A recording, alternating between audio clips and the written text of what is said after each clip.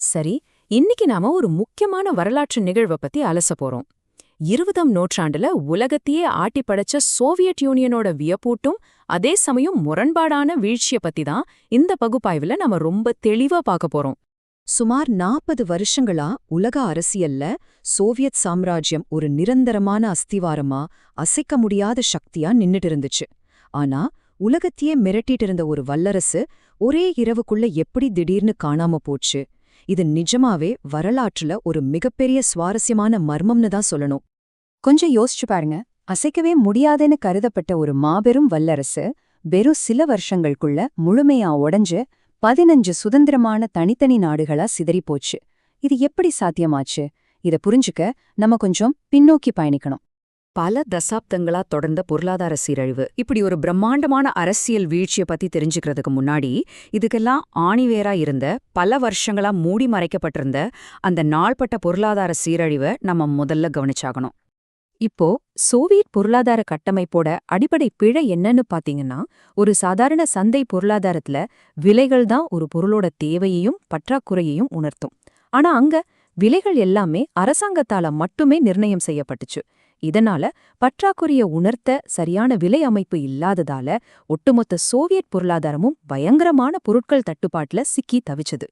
அரசாங்கத்தோட இந்த மையப்படுத்தப்பட்ட அமைப்பு அடிப்படை தேவைகளை பூர்த்தி செய்ய தவறுனதால மக்கள் பிளாட் அப்படின்னு சொல்லப்படுற தங்களுக்கு தெரிஞ்சவங்களோட ஒரு ரகசிய வலைப்பின்னலை நம்பிதான் உயிர் வாழ வேண்டியதா இருந்துச்சு. ஒரு பக்கம் அரசாங்கம் எல்லாமே சூப்பரா இருக்குன்னு பிரச்சாரம் பண்ணிக்கிட்டு இருந்துச்சு. ஆனா நிஜ வாழ்க்கை அதுக்கு நேர்மாறா இருந்ததால மக்கள் மனசுல இது ஒரு பெரிய உளவியல் ரீதியான குழப்பத்தையே ஏற்படுத்துச்சு. இந்த பொருளாதார சீரழிவோட தீவிரம் எந்த அளவுக்கு மோசமா இருந்துச்சுன்னு இந்த புள்ளி விவரங்களை பார்த்தாலே உங்களுக்கு புரியும். பனிப்போர் நீடிக்க நீடிக்க பொருளாதார திறனை அளக்கிற ரொம்ப முக்கியமான ஒரு அளவுகோலான மொத்த காரணி உற்பத்தி திறன் முற்றிலுமா வீழ்ச்சியடைஞ்சு அப்படியே அதல பாதாளத்துக்கு போயிடுச்சு. மாறிவரும் உலகத்துக்கு ஏத்த மாதிரி தங்களை மாத்திக்காம சோவியத் அரசு என்ன பண்ணுச்சு தெரியுமா?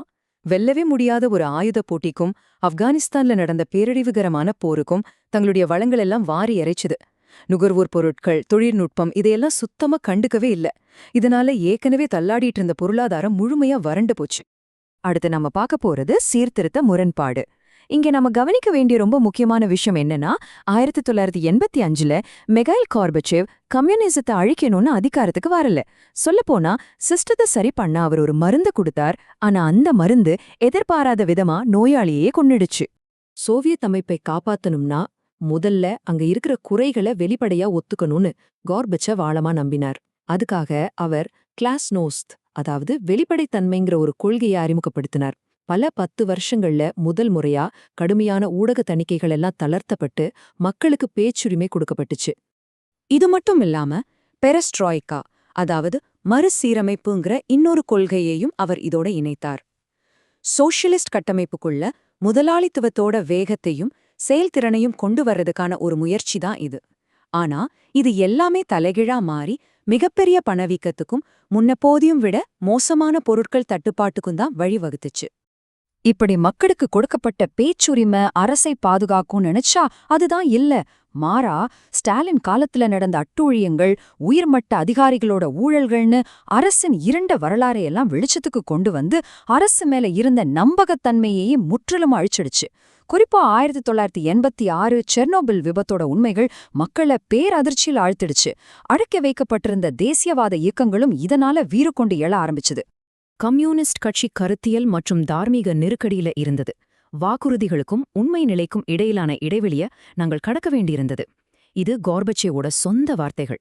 உண்மையை வெளிக்கொண்டு வர அவர் எடுத்த முயற்சி அந்த சர்வாதிகார ஆட்சியோட ஒட்டுமொத்த முரண்பாடுகளையும் வெட்ட வெளிச்சமாக்கிடுச்சுங்கிறது வரலாற்றின் மிகப்பெரிய சோகம். இரும்புத்திரை வீழ்கிறது. கிழக்கு ஐரோப்பாவை கட்டுப்பாட்டுல வச்சுக்க ராணுவ படைகளை பயன்படுத்துற கொள்கைய கோர்பச்சேவ் கைவிட்டப்போ சோவியத்குள்ள இருந்த இந்த நெருக்கடி ரொம்ப வேகமா வெளியிலையும் பரவ ஆரம்பிச்சது.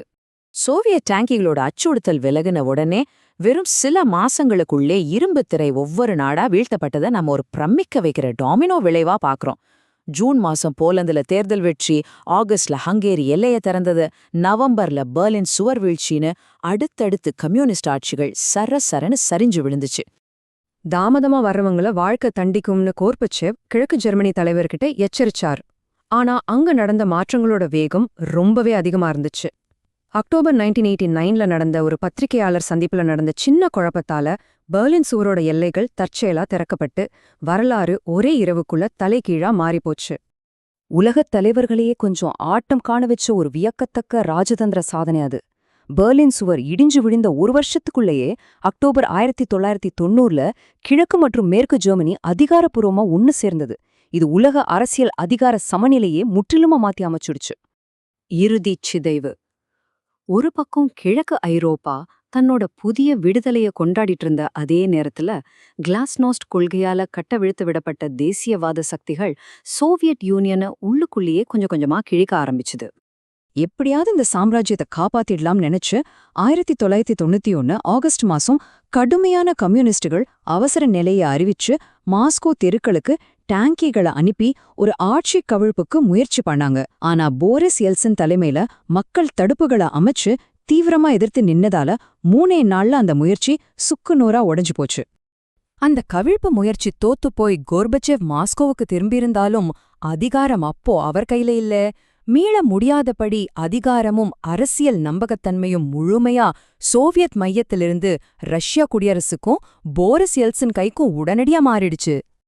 இதோட இறுதி வீழ்ச்சி ரொம்பவே வேகமா நடந்துச்சுங்க.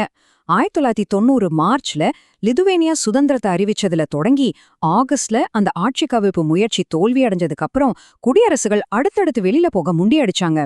கடைசியா டிசம்பர் 1991ல ரஷ்யா, உக்ரைன் மற்றும் பெலாரஸ் நாடுகள் கோர்பச்சேவ் கிட்ட ஒரு வார்த்தை கூட சொல்லாம பெல்லோவேஷா ஒப்பந்தம் மூலமா அதிகாரப்பூர்வமா சோவியத் யூனியனை கலைச்சிட்டாங்க.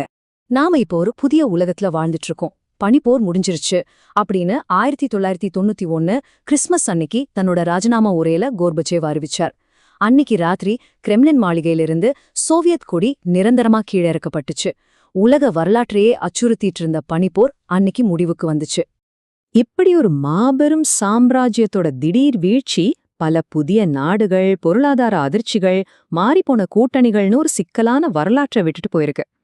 சோவியட் வீழ்ச்சியோட இந்த அதிர்வலைகள் எப்படி இன்னைக்கு வரைக்கும் நம்ம உலகளாவிய அரசியலையும் மோதல்களையும் தீர்மானிச்சுட்டு இருக்குன்னு நினைக்கும்போது நிஜமாவே ரொம்ப ஆச்சரியமா இருக்கு இல்லையா? உங்களை சிந்திக்க வைக்கும் இந்த கேள்வியோட இன்றைய பகுப்பாய்வை நம்ம முடிச்சுக்கலாம்.